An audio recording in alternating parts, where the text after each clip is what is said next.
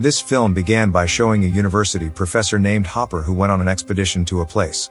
The place was rumored to be the place where hippies disappeared in the 70s who were obsessed with finding the fountain of youth. When exploring the place, Hopper found a van belonging to a missing person along with a strange cave. What's that, boss? Inside the cave there was a man standing still and not answering even though Hopper called him. Hopper finally returned home and prepared to explore the cave. Boss, let's go. Timing packed together for me. Oh, really? But you can't tell. At that time, two of Hopper's students named Taylor and Jackie said that they wanted to join the expedition, but Hopper forbade it. Tay-Tay, best friend, buddy. Be fine without me for a couple of days, okay? The next day, Hopper returned to the expedition site and the man who had stood frozen in the cave yesterday was still there. Hopper began to enter the cave and he found a wall of moist air. Moisture. After passing through that wall, Hopper began to see the man frozen in the cave walking away. Come on, Jackie! 2 days later, Taylor and Jackie finally decided to follow Hopper.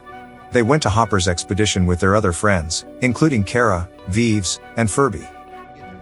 Yeah, alright, well, when you told me that you had a plan to get Vives. For you, my love? You gotta earn it. He's been obsessed with finding these hippies that would... Arriving at the location, they found an old van that Hopper previously found, and from it Taylor deduced that the missing hippies were the parents of Hopper who went missing in the past. Impossible to find without a satellite map. He's trying to find his missing parents. A few moments later they accidentally found a rope that extended into the mouth of a large cave. The rope broke and it looked like someone cut the rope so that the people inside couldn't climb out. Hey, be nice. Don't hurt yourself. Someone cut Hopper's rope? There's no way this is Hopper's rope. It's way too old. They all finally decided to go into the cave, except for Furby who didn't follow because he was afraid of insects. Taylor? You're fine. You're fine. We're halfway down. As they descended into the cave, they passed through a wall of moist air similar to that of Hopper. After descending further into the cave, Vives, who was recording the scene of the cave, walked ahead with Jackie and heard strange sounds and screams. They rushed back in fright, and Jackie immediately climbed up to get back up, but suddenly her rope snapped and she fell. Oh my god, oh my god, oh my god. Weird noises, those are screams. Whoa. No! Ah! Strange noises were heard again and the other rope had also been severed. Taylor thought Furby was being annoying and contacted him via walkie-talkie, and Furby finally answered but in a voice that Taylor did not recognize. This is Taylor. We're here to get you out of here. Furby, stop messing around, man. I swear to God. Taylor, Kara, and Vives finally went further to check the source of the sound, while Jackie waited at the start because her leg was injured. Taylor and his friends finally found a vertical tunnel that was connected to the surface, but from there a light seemed to be passing by. In that place they found Furby lying lifeless. It's probably just Furby screwing around with his flashlight. Oh my god. He didn't even want to come down in the first place. Why would he descend alone? After Jackie came over, they all saw the footage on Furby. While outside the cave, Furby recorded all his activities and he had been waiting for Taylor and friends for days. Furby concluded that his friends had died in the cave, and he tried to enter the cave to retrieve the car key that was on Taylor. But when he entered the cave through the tunnel, Furby fell because the rope broke. You're the only one who has a chance of climbing out of here. Maybe we fell asleep on the way down or something. After previously discussing it and there was some tension between them, it was finally decided that Kara would climb through the tunnel. Kara left carrying a camera and a GPS transmitter. It's a GPS beacon. It'll send out a... Still rolling. You never know. When she reached the surface, she saw that the outside scenery was very strange. There was nothing in the air felt strange. Kara kept trying to find a GPS signal but failed. There's something wrong with the air. Taylor! She went back into the cave, but the people inside thought Kara only climbed for 2 seconds. They eventually showed each other their recordings and upon returning to the discussion, they realized that time outside the cave was moving very quickly, and that during the time they were there tens of years had already passed. You were gone for like 2 seconds. If you don't want to climb all the... So it's like if time stops. This isn't possible. How is this possible? Likewise with the broken rope, it was not broken because someone cut it, but because the rope had aged and continued to rot. Moments later they look back at Furby's video and see that when he fell, Furby was still alive and had time to answer Taylor's call, but soon something came and attacked him.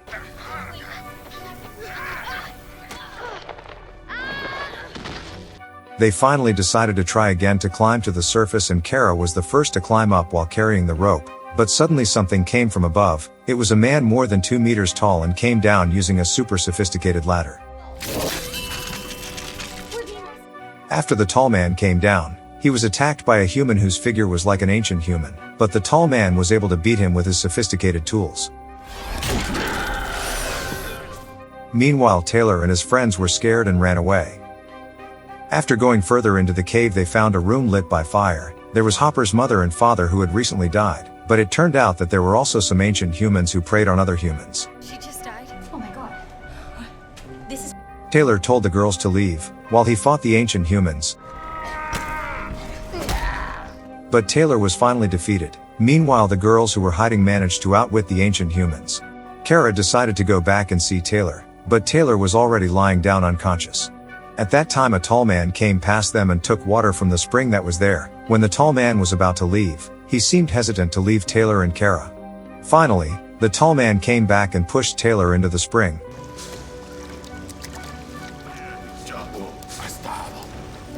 Then the ancient humans came and attacked the tall man until he lost because his head was attacked until his helmet was opened.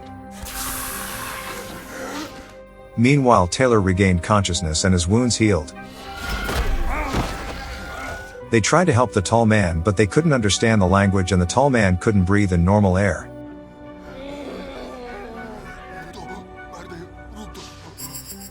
Before he died, the tall man turned on a device that displayed news of the disappearance of Taylor and friends, as well as some news from the future. Hyper-accelerator, capable of sending ships as far... I don't think we will survive another 1,000. After knowing that the future had changed drastically, Taylor still asked his friends to go out, but before that he found Hopper's bag and decided to look for him first. Taylor finally went alone to find Hopper. Shortly thereafter he found several ancient humans who were injured, and not far from there was Hopper, who was also injured. In front of Hopper, there was another wall of air that looked thicker. Inside you could see Hopper's younger sister being chased by ancient humans, a waterfall, and ancient royal soldiers who were fighting with a primordial man. Hopper said that within the layers time ran even slower, and the time-trapping mechanism of the cave was to protect the spring. Go in there, I'm not gonna be able to get you out. Just like everything slowed down as soon as you walked inside. Seeing that Hopper was injured, Taylor wanted to bring him the Fountain of Youth from the place earlier, but Hopper had resigned himself to die there. Taylor was finally back where his friends were, and he plunged Furby into the Fountain of Youth. After that he intended to return to Hopper while carrying the Water of Youth, but the ancient humans had attacked and they ran to where the tunnel was. They brought a sophisticated stick that could turn into a ladder belonging to the tall man and started climbing. But Kara, who climbed to the top, saw water floating in the tunnel. She tried to reach out into the water, and her hand was pulled by a creepy hand with long fingers.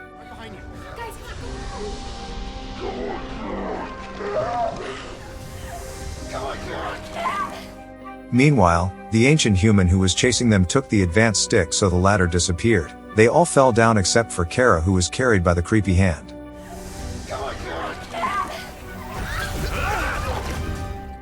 Shortly thereafter, before Taylor, Jackie, and Vives fell, there was a sophisticated cable sticking out of the water.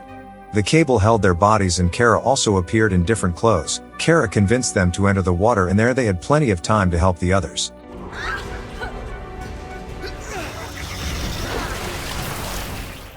After they entered the water, the sophisticated cable came back and ran into the cave.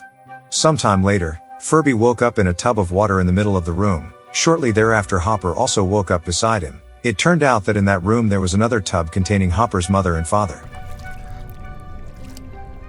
Taylor, Jackie, Kara, Vives, and Hopper's little sister came with relaxed and happy expressions. Taylor seemed to have adapted to the future world and all its advanced technology, and he was ready to tell Hopper everything. A lot's changed, but we're kind of a big deal around